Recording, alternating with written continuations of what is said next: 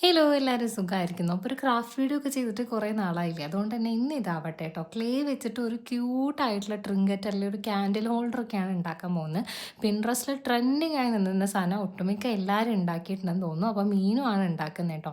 എത്ര expensive side ഉണ്ടെങ്കിലും അതിൻ്റെ ഒരു അഫോർഡബിൾ സൈഡ് കണ്ടുപിടിക്കാനായിട്ട് ഞാൻ ഒരിക്കലും മറക്കാറില്ല. അതുകൊണ്ട് തന്നെ എയർ ഡ്രൈ ക്ലേ ഒന്നുമല്ല, ഇവിടെ അടുത്ത് ഉള്ളൊരു മൺകുടമൊക്കെ ഉണ്ടാക്കുന്ന ആൾക്കാരുടെ അടുത്ത് പോയി വാങ്ങിയ നമ്മുടെ ഒറിജിനൽ കളിമണ്ണുകൊണ്ടാണ് കേട്ടോ ഇത് ഉണ്ടാക്കിയത്. അതുകൊണ്ട് പാത്രം കുഞ്ഞ് ട്രേ ആയിട്ട് ഉണ്ടാക്കാൻ കിട്ടിയില്ല. അതുകൊണ്ട് അത് ഞാൻ വീട്ടിലുണ്ടാക്കിയ എയർ ഡ്രൈ ക്ലേ വെച്ചിട്ടാണ് ഈ ക്യൂട്ടായിട്ടുള്ളൊരു പാത്രം കൂടെ ഉണ്ടാക്കി കൊടുത്തത്.